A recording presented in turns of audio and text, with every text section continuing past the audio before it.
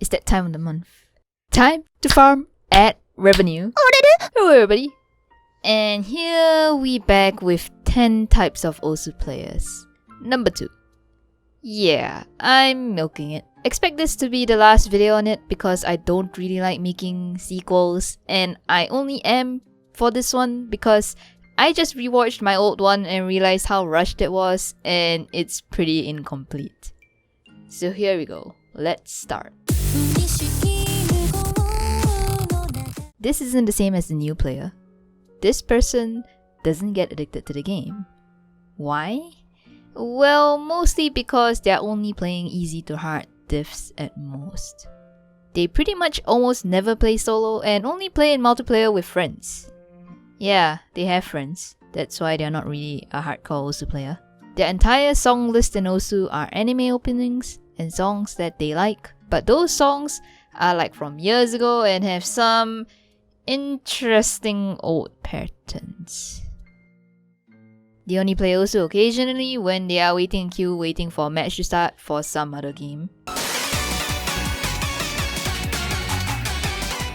Osu Mania? Osu Catch the Beat? What's that? The only Osu I know is the one where you click circles. I'm pretty sure anyone who plays Mania or Taiko only plays for the rankings and the songs that exist in Osu because there are much better simulators for these games out there. But also convenience, since it's not hard to set up Osu and you only need to download songs from one place, which is the Osu website. This person gave up playing the game and decided to try mapping songs instead. There are 3 kinds of mappers. The one that maps the songs they like. The one that maps to make interesting or different maps, like tech or whatever this is. The one that just wants to watch the world burn. Mapping is really hard, and the mapping community sounds like an even bigger hassle to deal with than just playing the game, since you have to go through them if you want to get your map ranked. This person's a poor soul. They take the game really seriously. To the point where it's personal. They feel awful about themselves when they're not doing well in the game. Things like watching their friends or other people do better than them or getting their scores sniped makes them really depressed. They feel horrible about how they're underperforming, but they still start up the game to feel disappointed yet again. I've been here before, once. I remember crying in front of my computer because I couldn't FC Shotgun Incinerator with HDHR. Yep. If you're ever in this position, don't feel bad. When I was like this, the day I started thinking positively, I started to do a lot better. Maybe take a break and come back not expecting anything from yourself. Fucking bullshit! Fucking bullshit! Ah yes, the social part of Osu. Getting onto Twitter to check out what the latest top players are up to, or the latest drama they've come up with yet again. Here's a quick guide for anyone to get into Osu Twitter as a complete nobody. 1. Your username has to have the word Osu in it, like username-Osu or Osu username. 2. Anime profile picture. 3. Follow every person on this list. Please follow me. 4. Look at the followers of each person in that list. 5. Follow users who have Osu in their username or have an anime profile picture.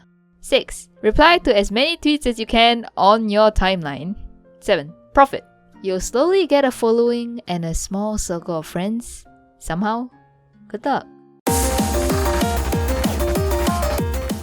This person tried doing the above and now only has a bot retweeting their rank every day. It's a bit painful to look at. This is a poor person. They are probably aged 13 to 15. They have a toaster. But they use this toaster to play Osu. They usually leave comments everywhere about their shitty computer and that they really wish they had a decent setup that would run Osu over 60 FPS, and that they really want a tablet if they don't have one, or that they really want a nice keyboard, or just a better computer in general. Someday, kids, someday. Keep dreaming and hoping. Hi. How does it feel like knowing that half of the player base doesn't know that you exist?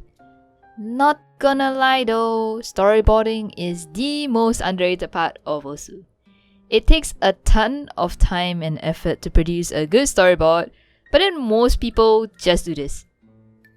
And speaking of storyboarding, it's been a few years already, but I still pay a ton of respect to 11T. If you don't know who 11T is, he made many amazing storyboards for a number of popular maps a long time ago. He passed away on June 26, 2016. May you rest in peace and you won't ever be forgotten.